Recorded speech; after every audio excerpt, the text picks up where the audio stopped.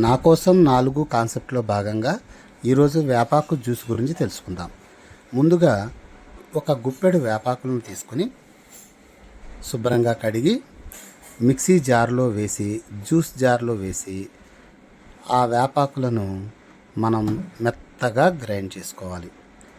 కొద్దిగా గ్రైండ్ చేసుకున్న ముందుగా దాంట్లో ఒక చిటికెడు పసుపు, చిటికెడు మిరియాలను వేసి మనం మిక్సీ జార్లో గ్రైండ్ చేసుకున్న తర్వాత కొద్దిగా నలిగిన తర్వాత దానిలో ఒక గ్లాసుడు నీళ్లు పోయాలి.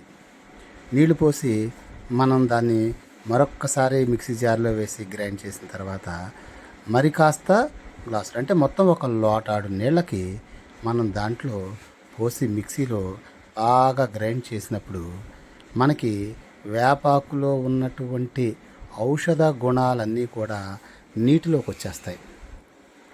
మొత్తం నీరు పోసిన తర్వాత ఒక 2 నిమిషాలు బాగా మిక్సీ చేసి తర్వాత ఒక కాటన్ క్లాత్ పల్చని తీసుకుని ఆ మిక్సీ చేసినటువంటి ఆ వేప జ్యూస్ని మనం శుభ్రంగా వడపోయాలి. ఈ వడపోసే క్రమంలో మనకి మిగిలినటువంటి వేపాకు పిప్పు ఏదైతే ఉందో దాన్ని తీసి అవతల పడేయాలి. అందుకోసమని మనం లోటాలో క్లాత్ పెట్టుకొని లోతుగా పెట్టుకొని జార్లో ఉన్నటువంటి వేప జ్యూస్ని మొత్తం పోసి ఆ గుడ్డ సహాయంతో నిదానంగా పిండాలి. పిండినప్పుడు దానిలో ఉన్నటువంటి ఔషధ గుణాలన్నీ నీటిలో కలిసి నీరు మాత్రమే మనకి కిందకు వస్తుంది. లోటాలోకి చూడండి, ఓన్లీ మనకి నీరు మాత్రం వస్తుంది.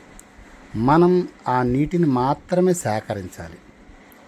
మొత్తం గుడ్డలో ఉన్నటువంటి వేప జ్యూస్ని గట్టిగా పిండితే ఆ నీటిలో ఉన్న ఔషధ గుణాలు మొత్తం కూడా కిందకు వచ్చేస్తాయి. ఆ పిప్పు మాత్రం పైన మిగులుతుంది. ఆ మిగిలిన ఆ పిప్పుని మనం చెట్ల మొదలో వేసుకోవాలి. ఇకపోతే వడపోయగా లోటాలో మిగిలినటువంటి ఆ వేప జ్యూస్లో పైన మనకు నురగ తేలుతుంది.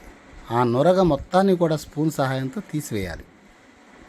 తీసివేయగా మిగిలినటువంటి ఆ వేప జ్యూస్ని మనం ప్రతిరోజు రాత్రి పడుకునేటప్పుడు తాగాలి. ఇట్లా వారం రోజులు తాగిన తరువాత వారం నుంచి వారంలో ఒక రోజు మాత్రమే తాగాలి.